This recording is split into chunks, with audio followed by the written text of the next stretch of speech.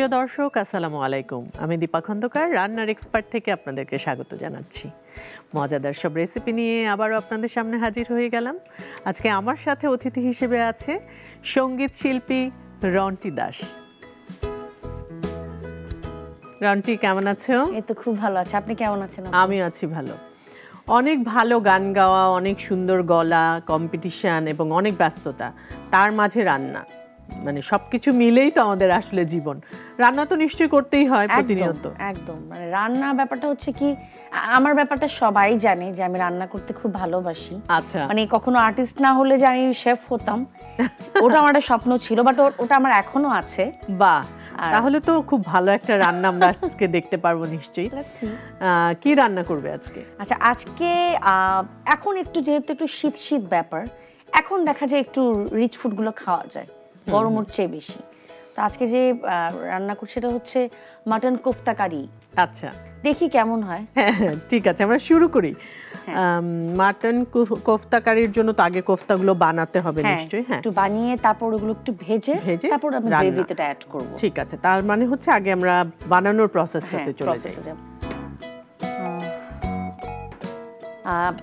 এখানে কোফতা আসলে যে কোনো চিকেন হোক, বিফ হোক, মাটন হোক করা যায়, আবার ফিশ দিয়েও করা যায়। আমি আজকে একটু মাটন দিয়ে করছি। আচ্ছা, মাটন কিমা করেছি। আমার একটু চামচ লাগবে।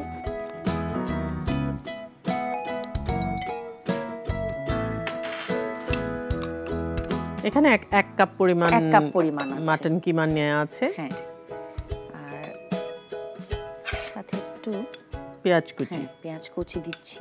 একদম কুচি আর কি, মিহি কুচি, একদম কুচি। হ্যাঁ, যাতে করে যে বলগুলা করব যাতে করে সেগুলোর সাথে একটু অ্যাড হয়ে থাকে। কর্নফ্লাওয়ার না, এটা হচ্ছে লবণ। কর্নফ্লাওয়ার একটু পরে দিই, একটু লবণটা স্বাদ মতো, যতটুকু আমার লাগতেই পারে খাবার অনুযায়ী অতটুকুই দিলাম। তারপর একটু আদা রসুন, এটা হাফ চামচের মতো,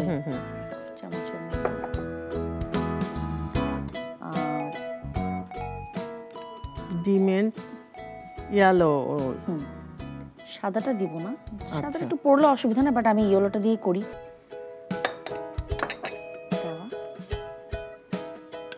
আচ্ছা, ওখানে ওটা শুধু রসুন ছিল, আমি আদাটাও দিয়ে দিলাম। অল্প কাঁচামরিচ কুচি দিচ্ছি, আর এটা হচ্ছে গোলমরিচ গুঁড়া, এটা একটু ঝাল অনুযায়ী বা যেরকমই হয়। আর অল্প করে পুদিনা, আর অল্প করে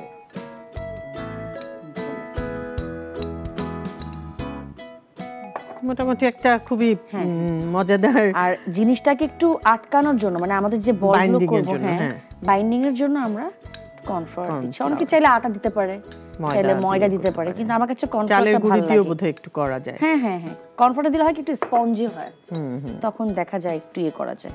হাতটা ধোয়াই আছে, সো আমরা হাত দিয়ে এখন এটাকে ভালো মতো। রন্টি, গান কবে থেকে শুরু হলো? গানটা আসলে আপু ছোটবেলা থেকে, মানে আমাদের ফ্যামিলিতে মোটামুটি সবাই গান করে। হ্যাঁ, সবাই গান করে। বাবা মা গান করতেন? আমার বাবা না, আমার মা খুব ভালো গান করতেন, আমার নানি খুব ভালো গান করতেন। আচ্ছা, আমার দিদা, আমার দাদু খুব ভালো তবলা বাজাতেন। এরপর আমার বড় বোন খুব ভালো গান করেন, আমার ভাই খুব ভালো একজন বেশ প্রতিষ্ঠিত একজন যন্ত্রশিল্পী, আমার স্বামী সে নিজেও একজন প্রতিষ্ঠিত যন্ত্রশিল্পী। মানে মোটামুটি আমরা সবাই এখন কম বেশি গানের সাথে আছি, আমার বাবা ছাড়া।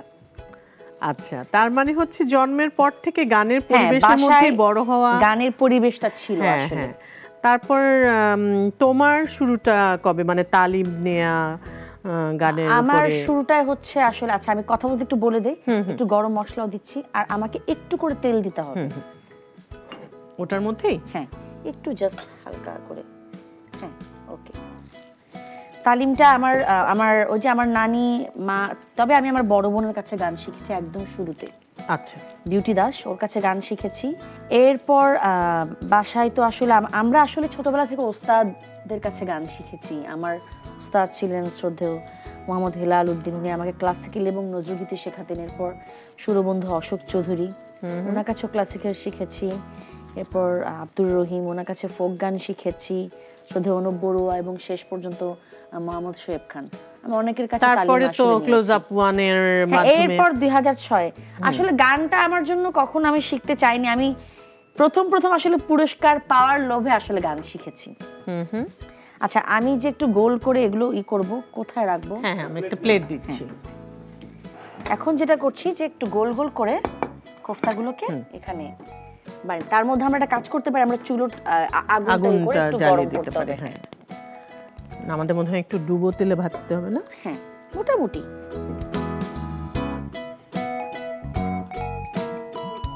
চলবে? ঠিক আছে। আচ্ছা, তোমার অনেক গল্প শুনবো, তার আগে আমি একটা ছোট্ট বিজ্ঞাপন বিরতি নিয়ে আসছি। দর্শক, চলে যাচ্ছি ছোট্ট একটা বিজ্ঞাপন বিরতিতে, আমাদের সাথেই থাকুন।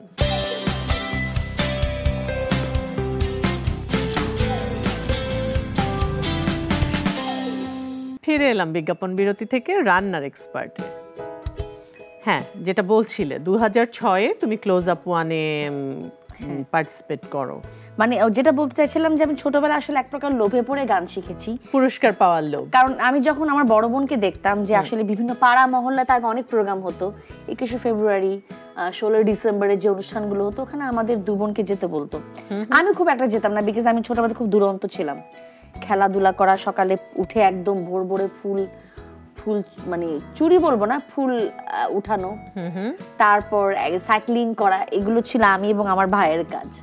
তো দেখা যেত আমার বোনকে যখন দেখতাম যে ও গান করে পুরস্কার পাচ্ছে, খুব ভালো লাগতো, আমার একটা লোভ হয়ে গেল। পরে আমিও গাইলাম, বেশ ভালো পুরস্কারও পেলাম। কিন্তু যখন আমি ক্লোজ আপ ওয়ানে যাই, তখন তো কম্পিটিশন হলো। কোনো ভীতি কাজ করেছিল? অবশ্যই ভীতি কাজ করছে, কারণ যারা সামনে বসা ছিলেন তারা একদম সবাই একদম স্বপ্নের মানুষের মতো।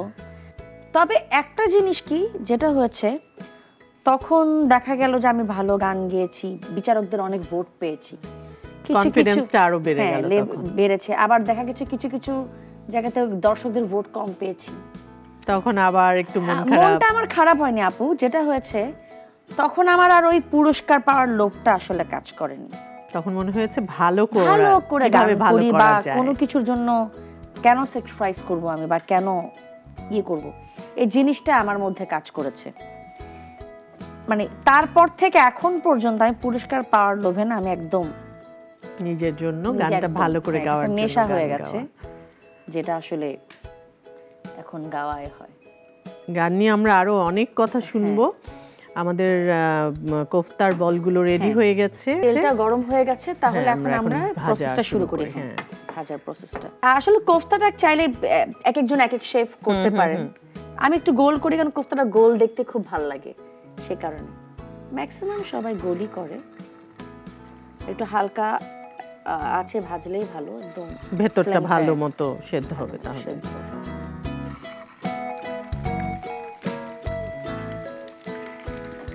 আমাদের তো গ্রেভিটা আলাদা করতে হবে, তাই না? তাহলে আমার মনে হয় আমরা গ্রেভিটা শুরু করে দিই, চুলাটা শিফট করে দিতে পারি। হ্যাঁ, এটা হতে থাক। হ্যাঁ, এটা হতে থাক, এটার মধ্যে আমরা গ্রেভিটা করতে থাকি। তেল লাগবে না? হ্যাঁ, এই যে তেল অল্প নাকি? অল্প, যেটা আমি পরে ঘি অ্যাড করব, সে কারণে একটু অল্প তেলই প্রথমে দিচ্ছি। তাহলে এখন প্রথমে আমি একটু পেঁয়াজটা কুচি দিয়ে দিচ্ছি।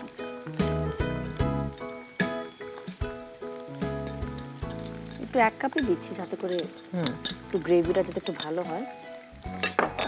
কাঠের চামচ দিব একটা।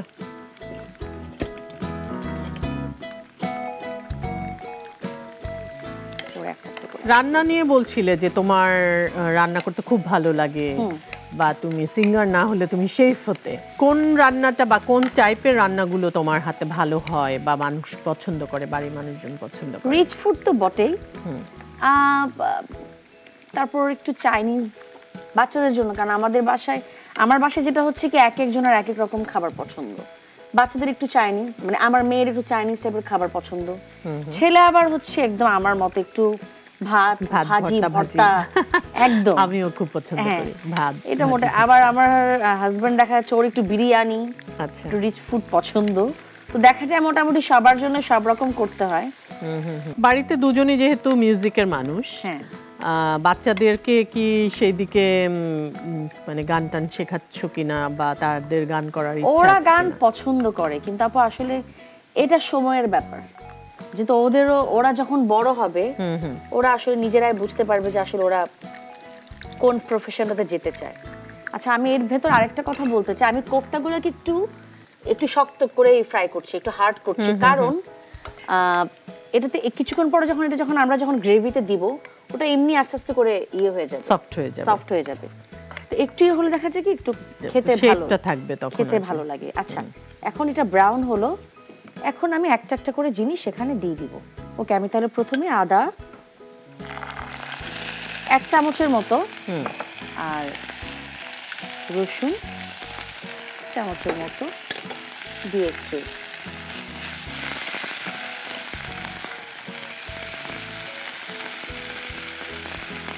এখন এই যে মানে একটু বেরেস্তা টাইপের এটা করাতে হয়েছে কি পেঁয়াজটার কালারটা আসলে খুব ভালো লাগছে। আচ্ছা, এটা একটু টেস্টটাও বদলে যায়। এর ভেতর আমার মনে হয় কি আমি কোফতাগুলো একটু উঠিয়ে ফেলি। হ্যাঁ, এগুলো হয়ে গেছে। অথবা আমরা কি চুলাটা বন্ধ করে দিব? হ্যাঁ, চুলাটা বন্ধ করে দিলে হয় শুধু। হ্যাঁ, ওটা ওখানে ওরকমই থাক। আমি এখানে বাদাম পেস্ট, বিভিন্ন রকম বাদাম হতে পারে, কাজু, আমি বেশ কয়েকটা মিক্স বাদামটা আমি ইউজ করি। বাদামটা একটু বেশ ভালোই দিব। 1 কাপের মতো আছে, পুরোটাই আমরা দিয়ে দিচ্ছি। আমি এবার একটু দই দিচ্ছি। আমি দই দিব 1 চামচের মতো, 1 থেকে 1.5 চামচ। টক দই। টক দই মানে এই কোরমাটার বিষয়টা তো আমরা সবাই এই গ্রেভিগুলোকে আসলে ভালোভাবে একটু মিক্স করতে যতটুকু এটাকে করা যায়। গরম মশলা দিচ্ছি, গোলমরিচের গুঁড়া আর একটু দিচ্ছি, এটা হচ্ছে মতো, স্বাদ মতো লবণ দিচ্ছি। আমার আরেকটু পানি দরকার যাতে করে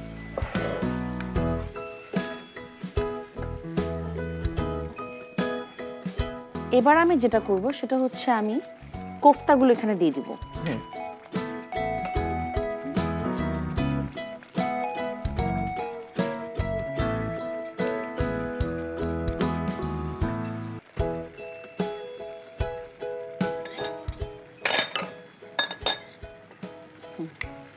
কোফতাটাকে দেওয়ার কারণটা হচ্ছে যাতে করে ভালো মতো ভেতরে মশলাটা ঢুকে যাবে। এবং আমি এই কারণে একটু এটাকে হার্ডলি একটু ফ্রাই করতে করেছি, যাতে জিনিসটা ভেঙে না যায়, খুব একটা নাড়াচাড়া করতে না হয়, ঝামেলা না হয়। এখন আমি ছোট হলো না, এদিকে এখন আমি ক্রিমটা দিব। ক্রিমটা আমি একটু টেস্টের জন্য অ্যাড করছি।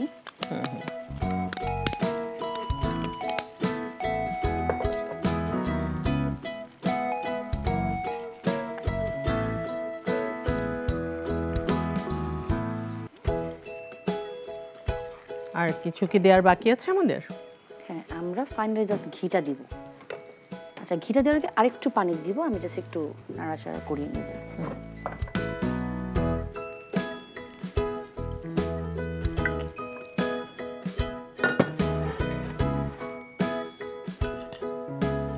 ক্রিমটা দেওয়াতে বেশ ঘন হয়ে গেছে। আচ্ছা, এখন আমি ঘি দিচ্ছি। ঘিটা দিচ্ছি আসলে একটু কোফতা বা যে কোনো একটু যদি তেলে না ভাসে, মানে একটু তেল যদি ভাসা না ওঠে, তখন খুব একটা ভালো লাগে না।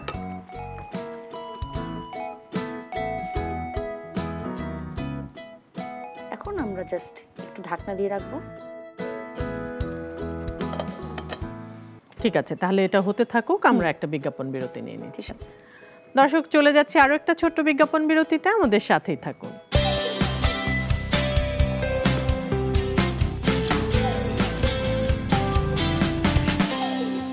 ফিরে এলাম বিজ্ঞাপন বিরতি থেকে রান্নার এক্সপার্টে। হ্যাঁ, আমাদের এটা বোধহয় হয়েই গেছে। হ্যাঁ, হয়ে গেছে আপু। এখন ঢাকনাটা উঠিয়ে এখন জাস্ট 2-3 মিনিটের ব্যাপার, যেটা হচ্ছে কি শেষ। আমরা এটাকে সার্ভিং ডিশে নেওয়ার আগে যেটা করব যে 1 বা 2 চিমটি, এটা হচ্ছে স্বাদ অনুযায়ী একটু চিনি জাস্ট, যেহেতু আমরা টক দই দিয়েছি হ্যাঁ, আমাদের একটু চিনি একটু দিয়ে চিনি ব্যালেন্স দিতে, হ্যাঁ। করতে হবে।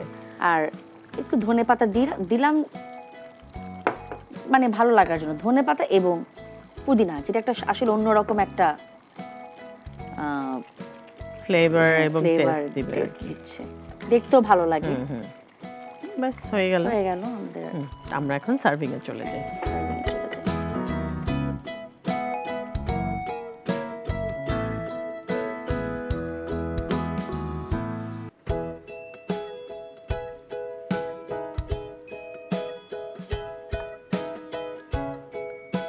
দাওয়াত থাকে বা করে আমি তখন চিন্তা করি যে আসলে একটা নতুন কি করা একটু যায়, নতুন বা একটু আনকমন কিছু হ্যাঁ, একটা একটু ডিফারেন্ট কোনো আইটেম করার জন্য।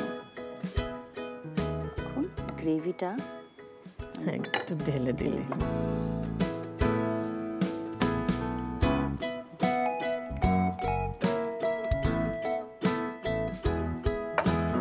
জাস্ট এটা হচ্ছে একটু জাস্ট গার্নিশের জন্য একটু। তৈরি হয়ে গেল আমাদের mutton kofta curry. Thank you.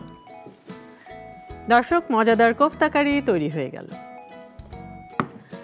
Kofta কারি তৈরি করতে কি কি উপকরণ লেগেছে দেখে নিচ্ছি আরো একবার। মাটন কোফতা কারি তৈরির উপকরণ: মাটন কিমা 250 গ্রাম, পেঁয়াজ কুচি আধা কাপ, লবণ স্বাদ মতো, রসুন বাটা আধা চা চামচ, ডিমের কুসুম 1টি, আদা বাটা আধা চা চামচ, কাঁচামরিচ কুচি পরিমাণ মতো, গোলমরিচের গুঁড়া শিকি চা চামচ, পুদিনা পাতা পরিমাণ মতো, ধনে পাতা পরিমাণ মতো, কর্নফ্লাওয়ার 1 চা চামচ, গরম মশলা গুঁড়া শিকি চা চামচ, তেল পরিমাণ মতো, মিক্স বাদাম পেস্ট 1 কাপ, দই 1 চা চামচ, কুকিং ক্রিম 1 টেবিল চামচ, ঘি 1 টেবিল চামচ, চিনি পরিমাণ মতো।